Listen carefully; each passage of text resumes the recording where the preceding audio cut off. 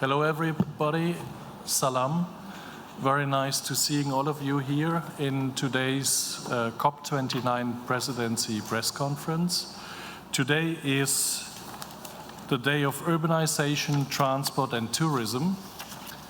We will have a separate press conference today at 3 p.m. on urbanization.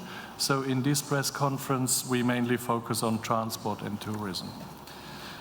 I'm here with Yalcin Rafiev, COP29 Presidency lead negotiator, Nigar Arpadaray, the climate change high-level champion for COP29, Zorica Urošević, Executive Director, UN Tourism, Kanan Gazimov, Head of Administration at the State Tourism Agency of Azerbaijan, and Rajat Nabiev, Minister of Digital Development and Transport of Azerbaijan. Let's get started with the lead negotiator, Mr. Rafiev. You have the floor. Thank you, Alex. Ladies and gentlemen, it's a pleasure to join you again. And I recognize more and more faces every day, and I hope that you are not getting tired of mine. I'm grateful to be joined by my fellow panelists, and today I will provide an update on the negotiations. Friends, I first would like to share some positive developments from yesterday. We welcome Australia's $32.5 million contribution to the Loss and Damage Fund. The US has announced it will provide $325 million to the Clean Technology Fund. As we pick up the pace of our work, we must build on this momentum. Yesterday at the G20, Brazilian President Lula da Silva spoke of the importance of fulfilling all mandates here in Baku before we get to Belém. We thank President Lula for his continuing support and for his partnership in the Troika this year. And we are grateful for his reminder that we cannot leave until tomorrow the work that needs to be done today. Ladies and gentlemen, we mentioned yesterday that the Presidency is working to produce a draft text on NCQG and other critical mandates. I would now like to explain how the Presidency is creating spaces for parties to come together and make progress across both political and technical tracks. We brought parties to Baku many times throughout the year. We hosted heads of delegation for an informal retreat early in the process. On the NCQG, Article 6, and other mandates, we hosted technical meetings throughout the year. We convened informal ministerial dialogues at the UN General Assembly.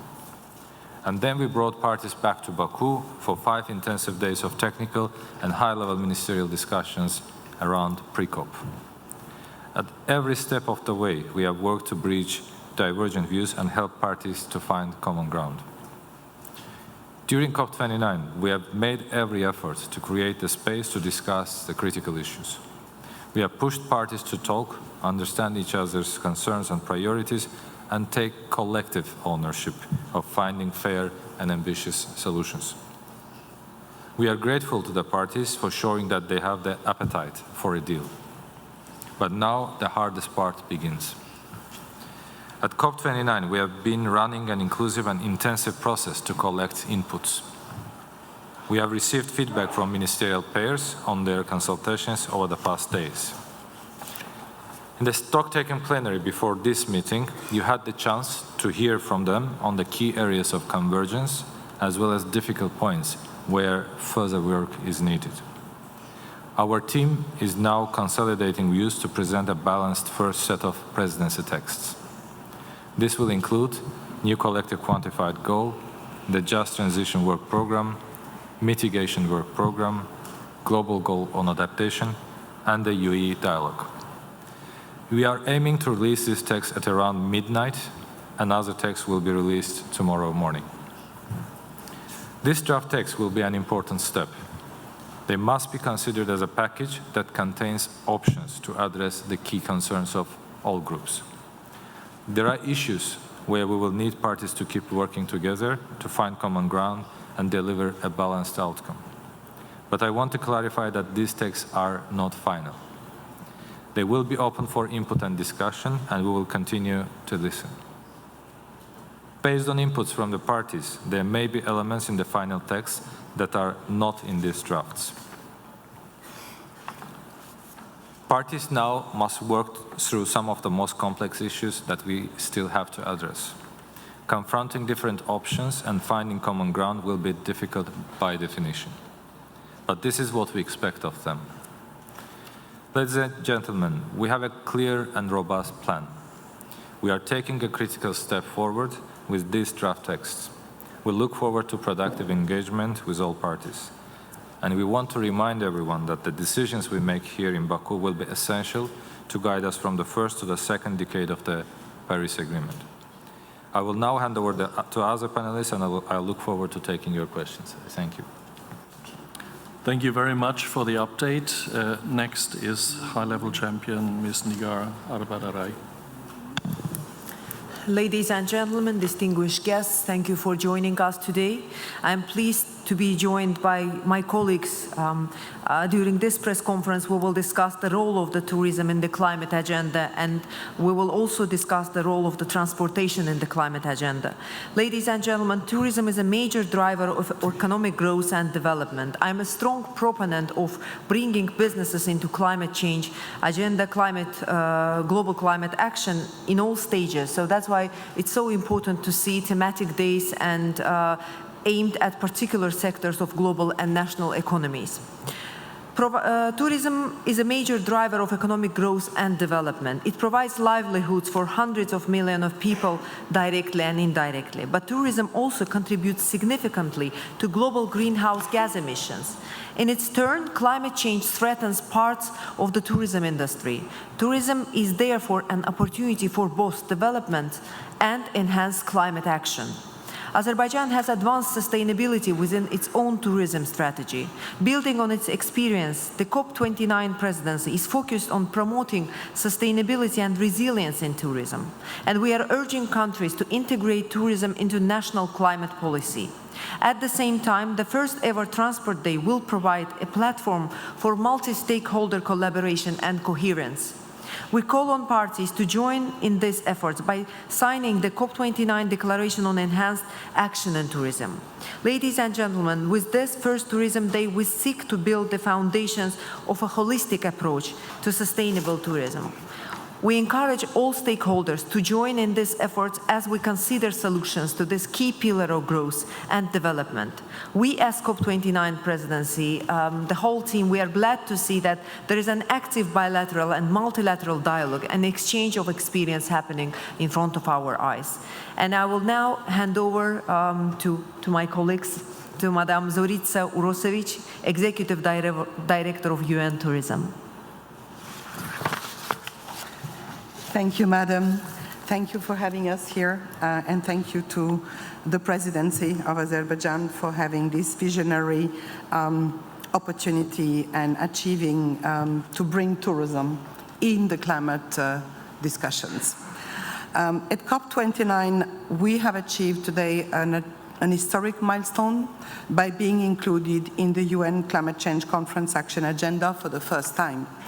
The COP29 presidency initiatives on enhanced climate action in tourism highlighted the sector's dual role as a significant economic contributor, generating 3.4 trillion annually, about 3% of global GDP these days, I can say in 23, and a source of 8.8 of global green gas emissions, with this figure including not only direct emissions, but also indirect and induced.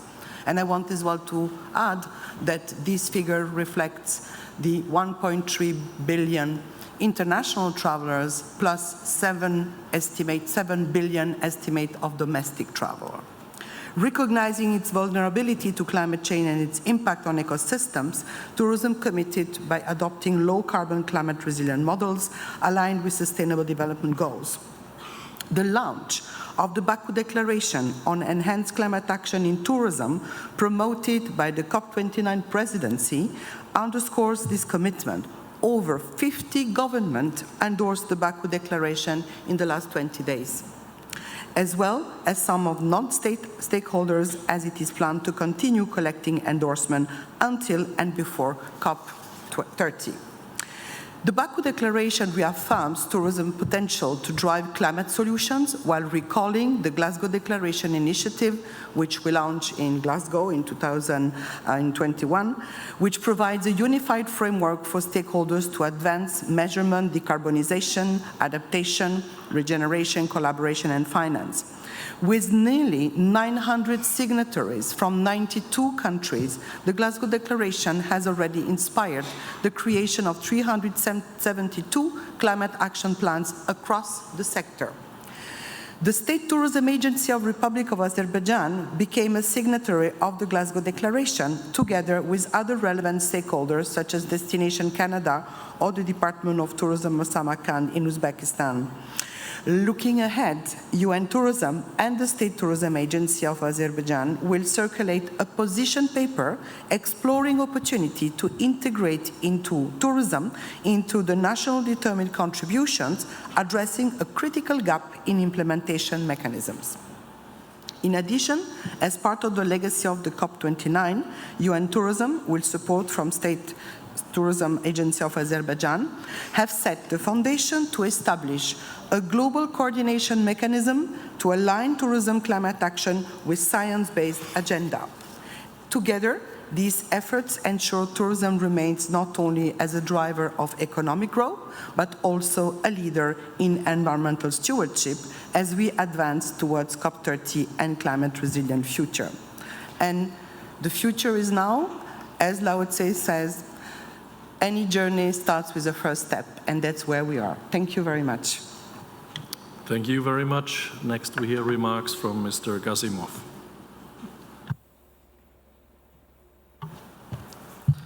Dear ladies and gentlemen, good afternoon, and thank you for joining us today.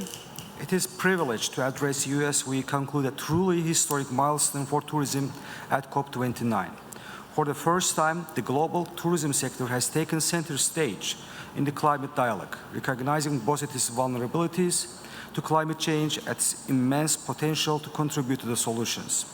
Today, Tourism Day has showcased tourism potential to drive climate solutions. A key outcome is the launch of the Baku Declaration on Enhanced Climate Action in Tourism, which calls for integrating tourism into national climate policies, reducing emissions, and building resilience. Over 50 countries and 8 international organizations have endorsed the vital initiative. As the COP29 host, Azerbaijan is proud to lead this effort. While we are now integrating climate considerations into our tourism policies, we are committed to driving meaningful change. Tourism is not only a key pillar of our economy, but also deeply tied to our rich culture and natural heritage. We now understand that the future of our destinations depends on the sustainability of our actions today. Through initiatives like the Baku Declaration and our work with partners such as UN Tourism and UNEP, we are determined to position tourism as a force for positive climate impact, not just in Azerbaijan, but globally. With the momentum we have built at COP29, I'm confident that we can achieve transformative change. Thank you, and I look for your questions. Thank you so much. Thank you very much. We now hear remarks from Minister Nabiev. You have the floor. Thank you, Alexander. Dear ladies and gentlemen, esteemed members of the media, let me start by saying that today, earlier, we had an important meeting on the urban green transportation, and we have gotten closer towards building a shared vision for urban transport that supports actually the sustainable development goals. From planning to integrated green transport policies within the nationally determined contributions, we have identified practical ways to make this real impact. Our discussions have once again shown the need to develop transport infrastructure that reduces emissions and enhances the quality of the life for all citizens. Azerbaijan actually has taken a bold actions quite recently, and to foster a sustainable ecosystem, we in Azerbaijan committed to reducing the greenhouse emissions by 35% by the year 2030. To live up to this commitment, the government of Azerbaijan has launched the mobility transformation program of the city of Baku within the ultimate goals of reduction the climate-related or commuting-related emissions to 0.6 metric tons of CO2 emissions per year per active mobile citizens by the year 2030. With a vision that integrates cutting-edge technology and human-centered design, Azerbaijan is paving the way for a greener, more connected future. The key objectives of this program include the following: introducing the infrastructure for 100 kilometers of the micromobility lanes, which we have already started to implement, and by now more than 30 kilometers of these routes have already been put in the use of our citizens. Expanding public transportation coverage to 90% of the population, building the fleet of electric buses, and quite recently we added to this fleet 160 electrical buses, and we are planning to finalize the electrification of our buses by year 2030. And at the heart of this transportation transformation lies the innovation and the data-driven insights. I've already shared several times during the COP that we have, within the very short period of time, we have been able to build a digital twin of the city of the Baku, and all our actions have been dictated by this digital twin. And before concluding the first roundtable, I'm pleased to share a special note about the Ministerial Roundtable on Sustainable Digital Middle Corridor and beyond, which will take place later today. And within this framework, we will pay great attention to the digitalization, to the synchronization of all our actions in the middle corridor. And we are pretty much confident that by bringing all the countries together to discuss this important issue, and we have been actually in recent years very much effective by making this corridor efficient. We will reach our ultimate target of decreasing the emissions within this corridor to the desired levels each country has, and our common targets. And I will probably stop here, and if there's any question that you might be having, I will be very much happy to answer. Thank you. Thank you very much, Minister. We now have time for your questions. If you could please identify yourself and wait for the microphone. We also, just a reminder, we have headsets for Azerbaijani English interpretation. First question, the gentleman in the first row with a blue shirt. Stand up, sorry. I need to stand up. Hi, sorry, James Murray from Business Green. Just a technical question on these texts. Is there likely to be a cover text of any sort? And if you decide against that, what would be the rationale for not having one? Thank you. For the moment, we are not commencing any cover decision for several reasons. First, we still believe that those issues that are intended to be in the cover decision can be accommodated in one of the existing mandates. Still, there is a hope that we can get it there. The second is, of course, we don't want, as the presidency and the ones presiding over the negotiation process, to deviate the attention of the parties from the main negotiated outcomes to the cover decision. And of course, third is we have an important outcomes expected from COP29, including NCQG, and a balanced package of outcome comprised of several negotiated documents that have outlined that they will need an extensive amount of time and resources to be spent, and we don't want to open a new parallel track, a battlefront for the parties to get engaged. Thank you. Sorry? For the moment, we are not commencing any process on having the cover decision. Yeah, please wait for questions, and if you have another one, for the microphone, otherwise we cannot hear. The lady in the middle. Hello, Trend International News Agency. My question is for Mr. Kenan Gasimov. What does joining the Glasgow Declaration and signing the letter of intent with the UN tourism promise for Azerbaijan? Thank you. Thank you for your question. As we have already mentioned, it's a historic moment for the tourism and the COP29 because it's the first time in the COP history that tourism is in part of thematic discussions. And of course, Azerbaijan, as a host country, is fully committed to embedding climate action into our tourism policies. we recognize that while tourism is a significant contributor to our non-energy economy, it also bears a responsibility to mitigate its environmental impact. Through signing the Glasgow Declaration on Climate Action in Tourism and advocating for the inclusion of tourism into the COP29 thematic program, we aim to create a tourism sector that contributes to the country's net zero goals. But at the same time, we have to continue the process. In 1 year, Azerbaijan presidency, we will closely work with UN Tourism to the signing declaration that we have already signed, Baku Memorandum, and more than 50 countries has already endorsed this document. And we have to continue on this process and coordinate our activities with UN Tourism and with other stakeholders. That's why we are signing a letter with the UN Tourism intention letter, and we'll coordinate our activities in this 1 year to integrate, to involve other states to our process as well, and help them to write their national adaptation plans and include tourism to the national contribution determined process. This all overall our continued process that we are doing. Let's move to the other side. The lady in the back in the green jacket, in the sixth row. Yeah. Hi, Kate Abnett from Reuters. I have a question for Mr. Rafiev. Could you tell us a bit about what the presidency is aiming for with this next round of texts? Are you going for sort of much cleaner texts with only a few options, or are we likely to still see a huge number of options from all parties' inputs? Thank you. Of course, mindful of the time remain until the end of the COP29, we will definitely, at this stage, will not have a huge number of options. We will streamline the text that we had before, and we'll have shorter, more concise, straight to the point texts that will definitely enable the parties to get engaged in more focused discussions. We'll try to use, again, political and technical tracks to continue in the same way in parallel to each other to make as much progress in the least possible time possible.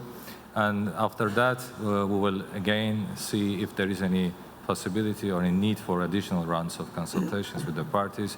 Then this will continue until we get the successful result at the end. Thank you. Gentleman here, second row, dark blue shirt. Hi, it's Adam Vaughan here from the Times of London. A question for Mr. Rafiev. On the NCQ, on the finance goal, what elements would a good text have when it comes at midnight? What do you want to see in there in terms of the quantum, the year, detail about who pays, which donor countries? What do you, obviously it's up to the parties, but what do you want to see? Thank you. Yeah, we have, since several days, we have been engaging with the ministerial pair on across several tracks, and on the NCQG we have, as you know, Egypt and Australia to be represented by their ministers to be the ministerial pair. And we have divided the process into two tracks. The two ministers are taking care of the political track, and they have the mandate to engage with the parties to clarify the question and the landing zones on three major elements: quantum, contributor base, and the structure. And we as a presidency are in parallel having our technical work continued with the parties on remaining elements: access, transparency, enablers, disenablers. And we will put together tonight, together with the ministers as they continue and conclude their engagement, and we'll find a common ground to what to incorporate in the text, take into account the views of the parties. After that, we will have more clarity on the quantum, on the contributor base, and at the moment, I'm not in a position to provide any preference on this. Thank you. The lady in the first row.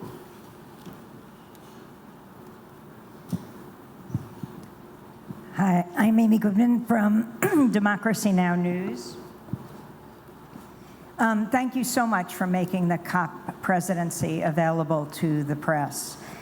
Many journalists and climate activists have been arrested here in Azerbaijan in the lead up to the COP, including the anti-corruption economist, Gubad Ibadoglu, who's called for greater transparency in oil and gas revenues, and climate activists like Anar Mamadli, who co-founded a climate justice group weeks before the COP.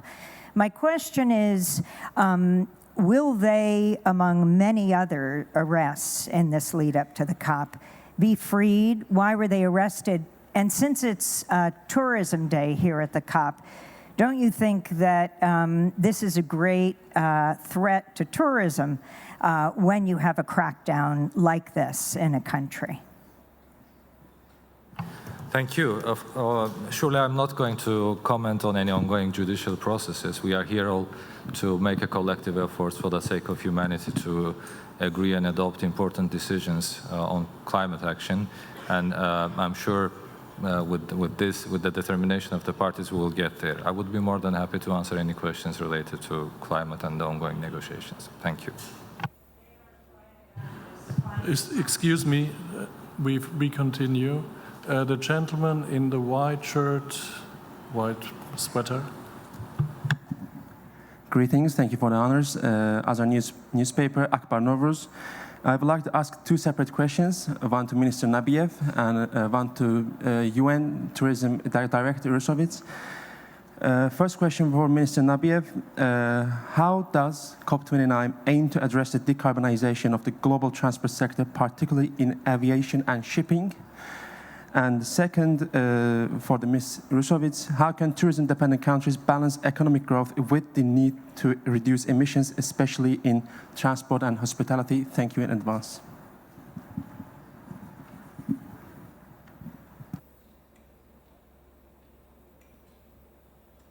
Well, being specific about the aviation, later today we have another roundtable dedicated to the emissions in the aviation.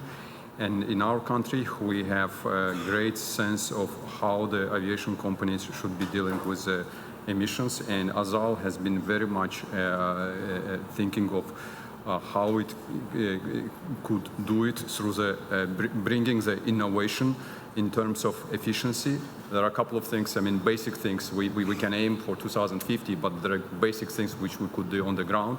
One an important thing is that there is a clear evidence that the taxiing on the ground can save you up to 15% of the emissions by the airlines company. That actually comes from the training of your pilots. That's first thing on our side. So we have come to this conclusion, and we have a target of sharing this with all the member countries who are going to take participation in this roundtable. The second is about it's not a secret that people are talking about the efficient fuel, and we are very much committed to adapting it in years to come. The third is there is definitely a corporate social responsibility on the side of the companies who are going to share the revenues that they have or through many mechanisms, and we do have an idea how it can take place, but that's actually, it can be one-sided on one airline or two airlines, regional airlines. That should be adopted by many others, so we have an idea how to share this approach. And the third about the forces about the digitalization. I mean, we do believe that, strongly believe that digitalization of all our activities can bring a great sense of efficiency to our operations. And that's another thing that we have actually attracted the BCG, Boston Consulting Group, as an advisor to us on all of these four dimensions, and we do have a clear sense how it can take place, and we do have a holistic approach to this, and we are very much happy to share. And in this regard, in this sense, we do believe that the COP is a great platform to get knowing what every country does in isolation and share the knowledge. We have time for one more question. I have the answer. Oh, excuse me. Thank you very much for the question. I will divide the two because it's not exactly the same when we look at transport, and especially air transport and hospitality. Just to underline that while air transport is absolutely necessary for developing countries, because tourism brings really a wealth to societies and economies. When we speak about small island states, for example, or least developed country, it is really a sector that is enabling livelihoods to flourish. When it comes to measures related to air transport, of course, we are part of the conversation within the UN system with the International Civil Aviation Organization, which is the organization responsible for driving that agenda, and in collaboration with UNEP, of course, as well. And I think Minister just explained a few of the measures that are currently on the way, which is no much difference from one airline to another. So the commitment is there. What I want to as well underline is that our latest science-based research study says on emissions, it's that we have a lot of land transport. I just mentioned earlier, we have 1.3 billion international tourists. And this 1.3 billion represents the sector as an export category in trade. In 2019, we were third export category. We are now fifth after fuel and chemicals. And what I want as well to underline is that domestic transport triggers a lot of commuting and car, so road transport. That's on the transport. On the hospitality, I think it's pretty clear that the broad ecosystem of the consumption triggers not only on looking at the building, on energy, on water, on waste management, but as well very much on circularity. So our push is definitely to look and adapt when it comes to energy uptake and change over time, but as well looking at a circular model which would not only enable I can say a more effective and less emitting consumption for food, for example, but as well bringing additional livelihood and job to the youth. Additional to that, I think it's going to be really an opportunity to create green jobs. Thank you. So the last question, the lady in the fourth row. Thank you. I have a question for Mr. Nabiev. Can the Middle Corridor undergo infrastructure change to align with global climate efforts? Could it become a more sustainable energy gateway? Our goal, I mean, in general, the answer is yes, but it very much depends on how we synchronize our activities, starting from somewhere border of Kazakhstan with China and going up to the ports of Poti and Batumi of Georgia. And at the same time, you might know that we have as a country, we went beyond and invested not within the perimeter of our country and also to the infrastructure of Georgia by constructing the Baku-Tbilisi-Kars railways. And in this regard, which is very much, pretty much electrified, and we actually expanded the capacity of this quite recently from 1 million to 5 million tons. And by investing into the infrastructure projects and synchronizing our activities throughout this corridor, I do believe that we can actually have a big efficiency in the corridor. Thank you very much for today. Just a reminder, at 3 o'clock, a press conference with UN Habitat and the COP Presidency in Urbanization. And let me just give you an update on the latest numbers. So as of yesterday evening, we have 70,299 registered participants. And from this number, we have 55,704 delegates. And the others are workforces, volunteers, technical staff. With these numbers, I thank you very much for your attention today. See you later or tomorrow. Thank you.